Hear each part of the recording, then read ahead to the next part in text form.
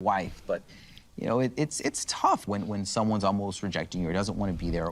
So for me, what could I do to make sure my wife trusts me? Hey guys, and welcome to Little Black Book. You know what time it is. Talking to you guys about Jose and talking about Rachel and saying I still got some worries with Jose. And when I play this, that little clip that we just watched there, that is what concerns me. The fact that he's concerned about that Rachel, he's scared of Rachel basically not being faithful or staying with him and bouncing early. But I'm like, sir, I hear you on that, right? And two truths can be true. Right? But the reason why in this particular case that you're talking about what she almost left early was because of what beef you had originally, which is why I'm confused. You know what I'm saying? But like I said, two truths can be true, but I'm still confused by the fact that you're not taking accountability for the fact that you caused an issue where your woman had to be in a space where you locked her out, and why she will not potentially trust you, and why she might be wanting to jump out the door very quickly, and how you can't even see that maybe potentially some of your behaviors might have wanted to cause her to even jump even quicker. Have you thought about that? And the fact you haven't even thought about it is where I'm saying you have lack of self-awareness, which is why I'm scared, brother. You understand? But let's talk some more. Hey, guys, if you're new to this channel, do me a favor, like it, share, subscribe, click on the bell button for notification of what the uploads. And for those of you who are returnees, you got the minerals, Listen, guys, I don't know about you guys, but which one's glistening more? Is it my microphone or is it my head top? Which one's glistening more, baby? Okay, which one's glistening more? All right, listen, don't get it twisted. Listen, let me get the intro going and we'll get the conversation flowing. Sleeping with one eye open. Little Black Book, you know what time it is.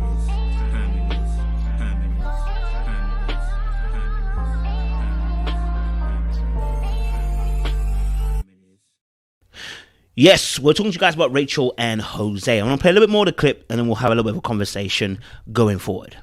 And how do I make her feel that she doesn't have to leave?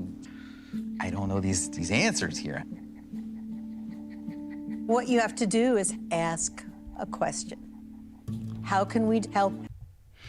Now, he said, obviously, how can I make sure, that she trusts me as best as possible, right? And listen, look, that is a good question. You want to know how your partner can trust you more along the journey. But what I didn't hear in this conversation with Dr. Pepper, and what I also didn't hear later on with Rachel, was where he realizes that his own actions, he knows it's wrong, but his own actions have contributed towards the fact that she may not trust you the way she did before.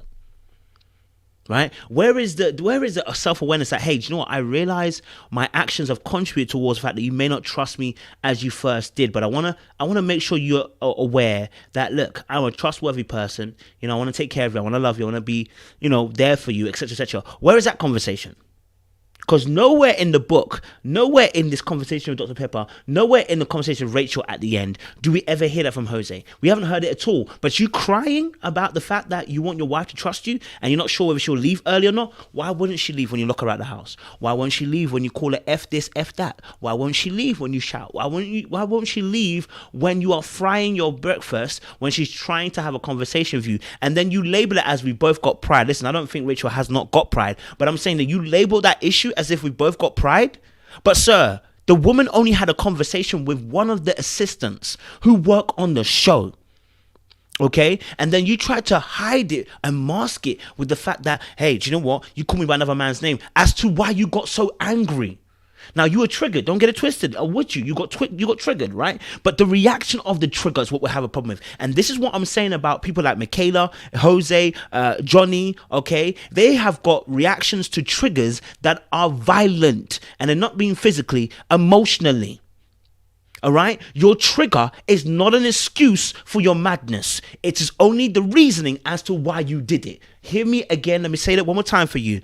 Your trigger is only the reason as to why you did it. It is not the excuse for your behavior, which is why I'm going to deal with Michaela a little bit later on properly as to why she moved out, right? Triggers, I hear it, and with it, we all get triggered, and sometimes some people's triggers are a bit more. But if your trigger leads you to this type of reaction, where you can lock out your wife and still to this day you say it was a mistake, you haven't learned your lesson and you're unwilling to be truthful, and more than likely this may come up again. So I'm not convinced by Jose. I'm not saying that they couldn't have formative years that are good. I'm just scared that without therapy, without counseling, without expert help, he is not going to heal from those emotional wounds he had as a child. Seeing your parents get divorced.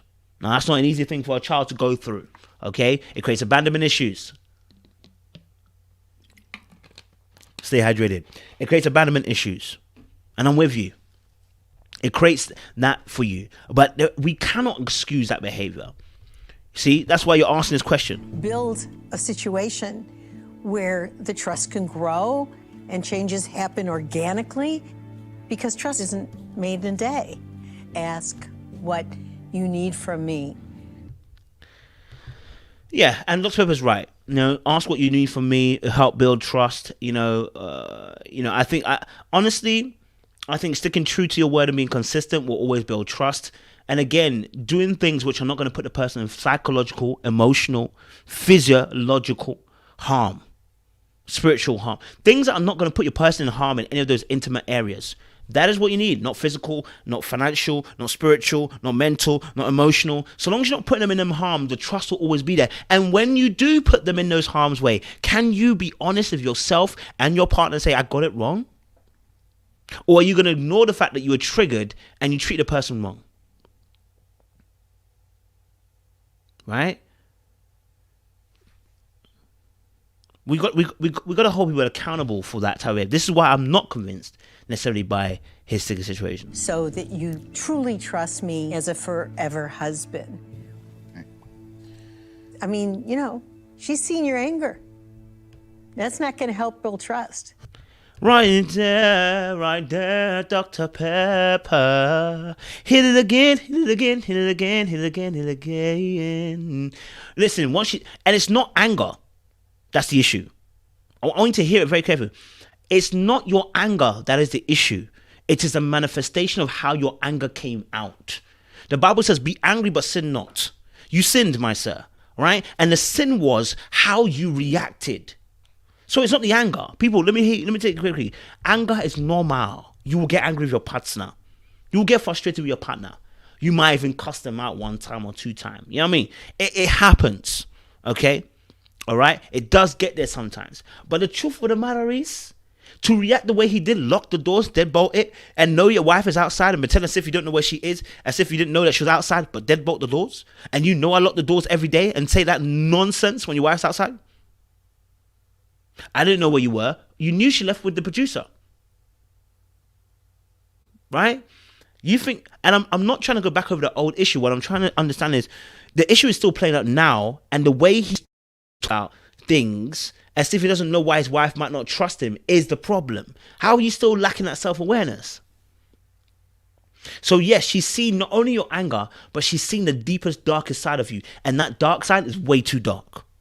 Everybody should see the dark side of their partner, I believe, before you marry them. But some people's darkness is not for you. Comprende? It's not for you. It's not for you. No, it's not for you, darling. It's not for you, sir. Some people's darkness isn't for you. And you shouldn't stay. You know what I'm saying? Right? Let me just quickly fast forward it to the end here where they talk a little bit, right? A lot of pride. It has to be a compromise. Yes, absolutely. As a child growing up, seeing my parents go. I appreciate him sharing the fact that, with his parents growing up, he, saw the relationship as it was, right? I get it, it's peak, it's tight. And I'm not going to ignore that and, play that down. We said that earlier on in the season. We said that fact that, divorce and seeing your parents go through trials and tribulations is always going to be difficult. But we cannot accept that certain behavior, right? It is not a reason. It's not an excuse for behavior. Divorce, I didn't see the love, and that's why I think my approach has been so different, because I want to make sure that I do everything almost opposite than what I saw. I hear what you're saying, bro. I hear what you're saying. And you know what? I rocks with that. But just like people who see their parents get abused and then do the very same thing, if you've not dealt with the issue within yourself, which is you don't know how to handle your anger, you don't know how to handle your frustration and pain that you feel because of your parents, it's going to come out some way, some shape, some form.